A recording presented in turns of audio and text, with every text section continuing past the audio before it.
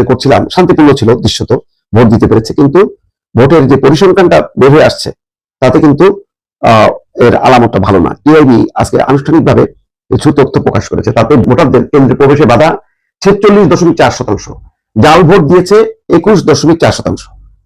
এটা তো অনেক বড়। ভোট গ্রহণের আগেই ব্যালটে সিল দিয়েছে 14%, সম্ভবত প্রতিপক্ষের এজেন্টকে প্রবেশে বাধা দেওয়া হয়েছে 14.3%।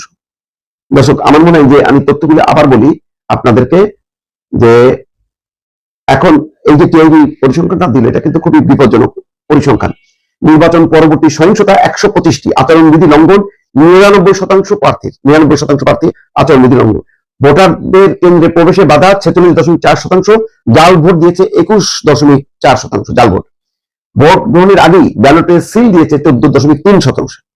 হাইকোর্ট প্রতিপক্ষের এজেন্টকে প্রবেশে বাধা দেওয়া হয়েছে 14.3%। দর্শক, এই পরিসংখ্যানটা মানে বর্তমান প্রেক্ষিতে যে ভালো নির্বাচন, সেই নির্বাচনের গায়ে কিন্তু কালিমা লেপন করে দিল কিন্তু।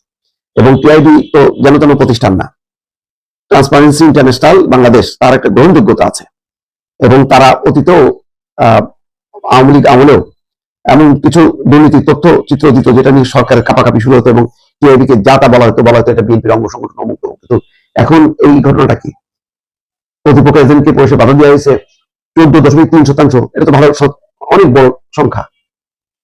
তারপরে ভোট গ্রহণের আগে ব্যালটে সিল হয়েছে যে সংখ্যাটা, তো অবাক করার মতন। দর্শক, এত মানে বিশ্বাস করাই কঠিন। নির্বাচন পরবর্তী সহিংসতা হয়েছে 125টা, সংখ্যাটা অনেক বেশি। আর আচরণবিধি লঙ্ঘন তো মোটামুটি সবাই করছে, এটা বোঝা যাচ্ছে। ভোট কেন্দ্রে প্রবেশের বাধা 46.4, আর জাল ভোট দিয়েছে 21.4। এটা তো প্রত্যাশিত ছিল না। ভালো ভোট এই যে মানে ঢেকুর তুলছিলাম আমরা এই একদিন, কিন্তু এই পরিসংখ্যানগুলি তো খুবই মানে ভালো ভোটের পক্ষে না। তার মানে আমরা রাজধানীর মানে বা শহরগুলোর যে চিত্রগুলো দেখছি, গ্রামাঞ্চলের প্রত্যন্ত অঞ্চলের চিত্র তেমনটা ছিল না। মানে যেখানে মূল পক্ষ আর কি, যার নিয়ন্ত্রণ দাপট বেশি ছিল, সেখানে ব্যাপকভাবে কারচুপি হয়েছে, জাল ভোট হয়েছে। এই যে ভোটের আগেই ব্যালটে সিল দিয়েছে 14.3%। এই তথ্যটা মাথায় রাখা দরকার, নির্বাচন কমিশনের তদন্ত করা দরকার, এবং এখান থেকে শিক্ষা নেওয়া দরকার। কারণ এই পরিসংখ্যানটা কিন্তু প্রতিপক্ষরা কিন্তু অস্ত্র হিসেবে ব্যবহার করবে। যেমন ওই যে দিনের ভোট রাতের পরিসংখ্যান সহ আওয়ামী লীগ আমলের এই 3টা নির্বাচন সারা বছর ব্যাপী কিন্তু ক্যাম্পেইন হয়েছে, এবং আওয়ামী লীগ সরকারের ভিত্তিটাকে দুর্বল করে দিয়েছে। এখন এইটার যে চিত্রটা, এইটা অবশ্য যেহেতু ক্ষমতায় ছিল না বিএনপি বা জামাত, সুতরাং একটাই সেফ সাইট যে এটা সরাসরি বিএনপিকে দোষক করা যাবে না, জামাতও করা যাবে না।